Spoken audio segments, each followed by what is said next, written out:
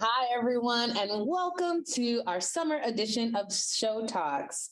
My name is Aviona Rodriguez-Brown. I use she, they, and we pronouns. And our friendly host, Albert Evans, is out for the summer, just enjoying the sun. And I'm stepping in as a guest commentator from the education and community engagement side. He'll be back soon, so make sure you tune in this fall to catch Albert. I have with me today a special guest, Mo Chapman. Please join us. Tell us a little bit about who you are.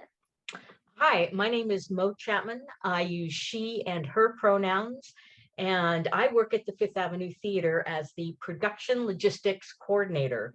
Think of me as a logisticator. I help make things happen with getting shows in to the theater and out of the theater through permits, and if you need anything that's special that the production needs, I make sure you have it, such as, oh, what, you need some CO2 for a haze effect? Let me help you with that. So you don't, I help stage managers get supplies and stuff they need. I'm sort of just an all around, think of Radar O'Reilly on MASH. That's sort of my job. I am that person to the fifth. So today is our show talk in response to our national tour of Come From Away, which will be joining us on our stages very soon, or maybe you're watching it today. And Come From Away follows the passengers of flights that were diverted on Tuesday, September 11th, that were going to New York City and or any city on the East Coast, from many different places to a very small stop on the North American tip of Newfoundland. And Mo, I hear you have a very special connection to this show. I do. I was one of the passengers on one of the planes, the first plane actually that landed at Gander, Newfoundland on that Tuesday, September 11th, 2001. I was flying back to New York from Ireland. I had been on a 10-day vacation in Ireland and Scotland and innocently boarded my Continental Air flight to JFK, heading back to New York, and until we made a little stop at an airfield called Gander in Newfoundland.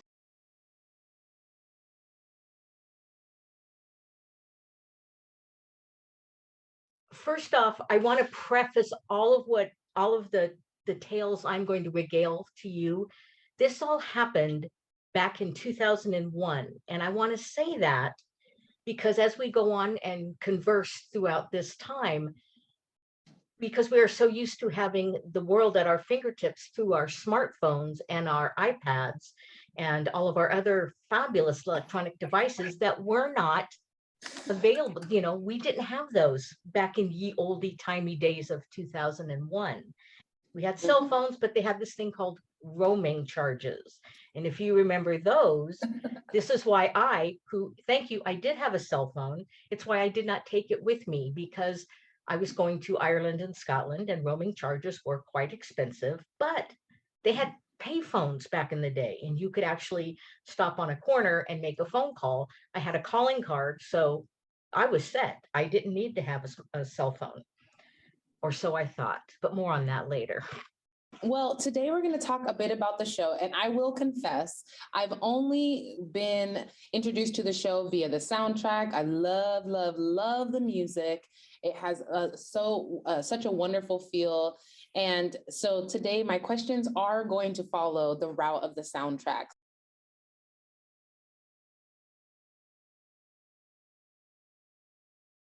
And in Welcome to the Rock, we hear that the passengers were, as you pointed out, diverted to a place it was unknown to them where they were going. The passengers were kept in the dark, so to speak. So when you heard you were not going to land where you were landing, what do you remember what happened that day? Yes, we leave Ireland, leave Belfast, flying out. Here we go. While we are en route, the pilot comes over, the captain comes over, then makes an announcement. We've been diverted. We've been told to land at the nearest airstrip. We were the first of the planes to land in Gander, Newfoundland. There was not another plane on the tarmac or runway when we came in. So from 11 o'clock in the morning on Tuesday until Wednesday at 2 in the morning, I was on an airplane. Wow. So, and at that point, because there were no cell phones, there's no internet you can access, just the people you were on the plane with in the air and the captain who has maybe been alerted to something, but they're probably not trying to alert any of the passengers about what's going on. Y'all are just sitting there. Are you fighting for bathrooms? Because, we have a bathroom in the front, a bathroom in the back where they're crying babies. Yes, to all of that. Yes. So the first thing we did, we landed, and then they gave us lunch right away. So it was 11, okay. We landed at 11. They gave us our lunch. And then they brought water along. Great. We don't know anything. We don't know how long we're going to be there. There was a woman who had a cell phone. She was behind me, and she was very generous and offered to let me borrow the phone to make a phone call. And I thought, well, who do I call? Do I call my sister? And I knew if I called my dear friend Anne would have she had kids, she'd be home with the kids. Mm-hmm. So got a hold of Anne, said, I'm fine, I'm here. Don't know how long I'm going to be here, but please reach out to my family, my friend's family. Here's one, here's some numbers. So within like a minute and a half, we had that all squared away. So that was maybe about 7:30 that night when this happened. So God bless the woman who was generous enough to use her cell phone. We heard, because, the captain was telling the flight attendants are talking among themselves. Mm-hmm. I heard that a plane hit the World Trade Center. Now, this was not totally unusual to me because this had happened a few years before that. Somebody in a Cessna hit the World Trade Center. I think maybe it was in the fog or something, but a plane had hit it. So it wasn't completely jarring, except I thought, well, it's sunny in New York today. What the heck are they doing? How could you not see it? You know how big those things are? Again, innocent remarks because we have no idea. Yeah. So as we see more and more planes landing, we understand that this is something more than just a little thing. So again, we've heard now that a 757 has hit the World Trade Center and it is on fire. And then another 757 hit the other tower. We are on a 757 plane. So I don't know if we became a suspect because nobody knows anything at this point. So for those who don't know the difference between a Cessna and a 757, the smaller plane, if you're here local to Seattle, you've seen these planes over the South Lake Union, Lake Washington. They usually have a pilot seat, maybe a co-pilot, and 1 to 2 passenger, maybe 3 passengers in the back. However, a 757 can hold upwards of 250 seats. So it's quite larger than the small plane that had previously crashed into the World Trade Center.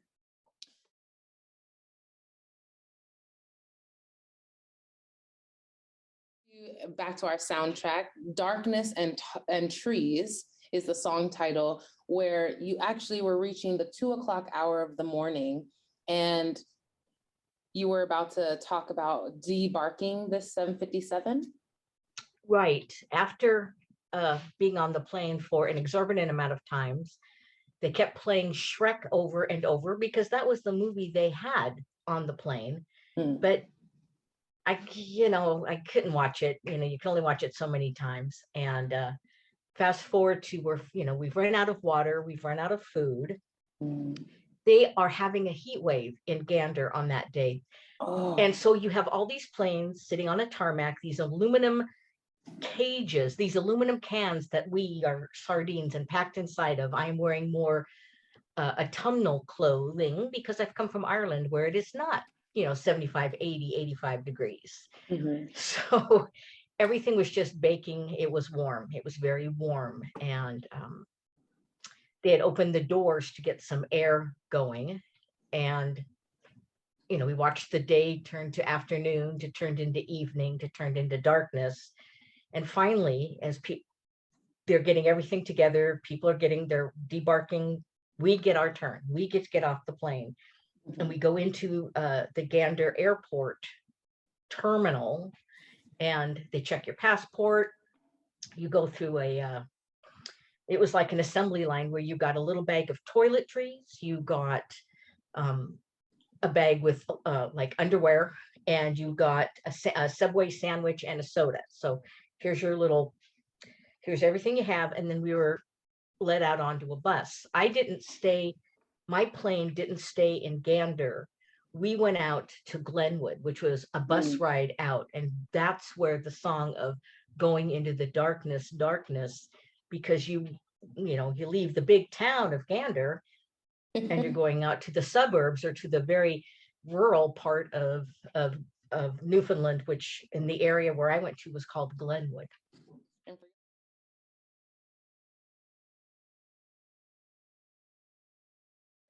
This song really depicts that it became a costume party because you were sort of shopping in people's hand-me-downs for clothes because you ended up being there longer than just a day.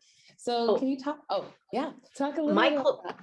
Because I was coming back from Ireland, I was bringing back some Irish whiskey for my brother-in-law and stuff. So I didn't need to check my luggage. I didn't need to use the overhead for my luggage. I was traveling with a backpack that, fit everything. But I checked that because I was going home. I didn't need it. So, I have my, I had my backpack, just a, regular kind of backpack, and whiskey, bottles of whiskey. And that's what I had in my carry-on, because wasn't I smarter than smart? I didn't, you don't think you need your clothes until you do. So I just literally had the clothes on my back, the warm clothes on my back.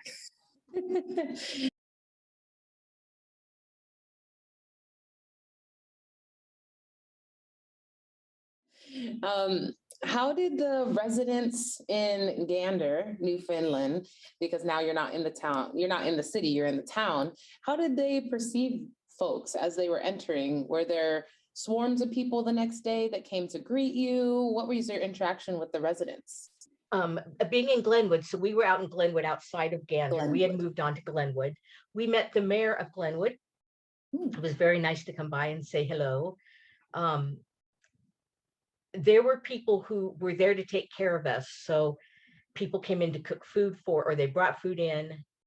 And it was sort of a compound, we had, I don't know, 40 or 50 people in our area.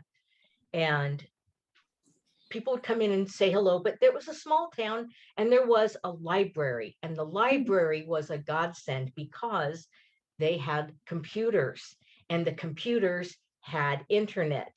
The internet was slow, but everything was, by today's standards, everything was slower than, remember, 2001.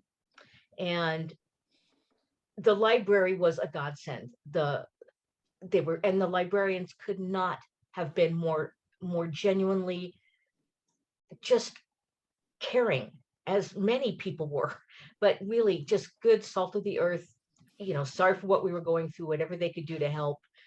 They stayed open late outside of their normal hours so people could use the computers there to write home, to write people, to say, I'm okay. I wish I could have remembered their names. I'm sorry that I don't, but I sure remember their kindness, and it just made a huge difference.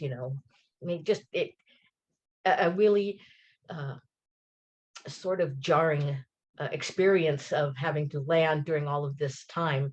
We were met with the kindness of strangers, and it was really, really something. And that is where, as you watch the show, that was always been my concern when they were doing this first stuff. How do you really portray the genuineness of these kind people? And the show really depicts that well. And their quirkiness, all the sides of things that you don't know, that other things that went on, but the people are really well represented. And if you tell them that, they themselves will say, I didn't do anything extraordinary. I walked somebody's dog, or I made sandwiches. I made a lot of sandwiches, but I just made sandwiches.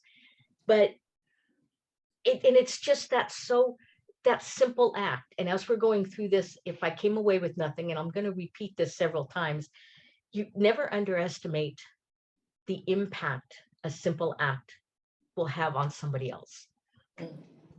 You never know until, and you may never get a chance to say thank you, but just to know that you don't need to have a thank you for that. It will make somebody stay, if it will ease their burden a little bit, whatever it is. Never underestimate the power of a random act, a simple act.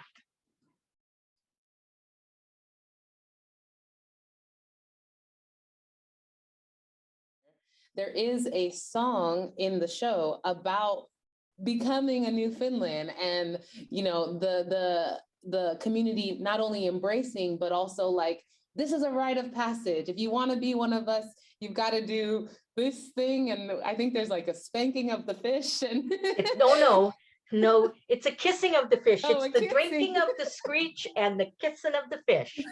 And the cod. You got to kiss the cod. You got to wear the Gorton fisherman's hat, kiss the cod, drink the screech and kiss the cod. They let you drink the screech before you kiss the cod, and I think that's a good thing.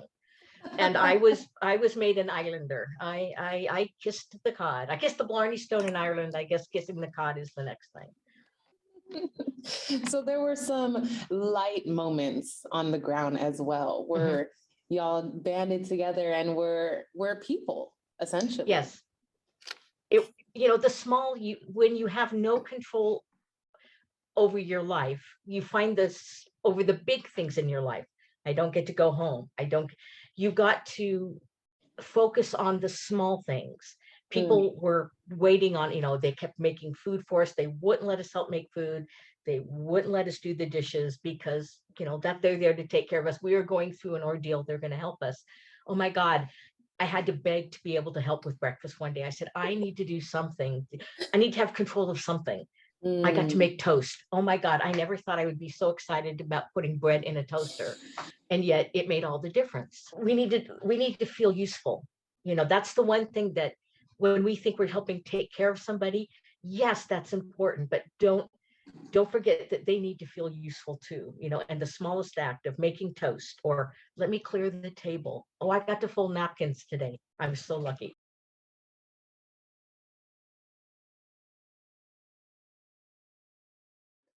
So I can only imagine having to get back on a plane the next day, or whenever that was coming for you, that was a tremendous, tremendous undertaking to even get yourself to walk away. It was, except after, 5 days, and after we've learned then not only about New York and not just about DC, but about Pennsylvania. And then you want to, so there was a resolve after we had gone through all of this, and you're with these people and you bonded with people from your plane and just from around there. I know for me and my friend, when we got on the plane, it was, I'm seeing who I'm sitting by, and you know what, are you ready to take this plane down if we had to? And there was a resolve that was, don't even mess with us. This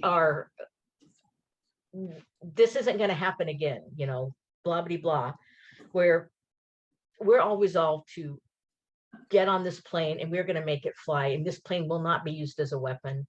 And even on all the flights I took to get home, every time I got on board, it was just the resolve of looking, are you ready to take this down? And it was, yes, we will not.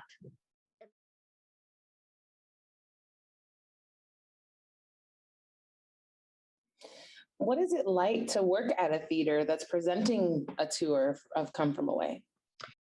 It's, it's great. And what I thought was the workshop, I remember when we were doing the workshop, and it was, where do we put the intermission? And it's like, well, I'm glad they didn't do an intermission. You don't get to have an intermission because nobody gets to leave until everybody gets to leave. And I think that's what is so important, as the audience gets caught up in the story, as people are telling their story. When we did the show the first time the show was at the theater, we had guests from Gander at they had come in, they had come to see the show. And it was really wonderful that, we got to meet some people or see some people. And that's where I got that. When I was talking to a woman, I just said, I was one of the people who was the recipient of your kindness. And she goes, hon, I just made sandwiches. And that was the whole thing of, I want to get a button that says, it's not just a sandwich to me. But that was pretty cool that we were able, that first time through, we had guests from Gander who were at the theater. Well, thank you so much, Mo Chapman, for joining us today, giving us a glimpse of your personal story as we're about to see or have just seen the Broadway national tour of Come From Away here on our glorious stages at the Fifth Avenue Theater. Thank you so much for joining us. My pleasure. Thanks, everybody, and enjoy the show. We are all Islanders. Now you may return to the century of 2022.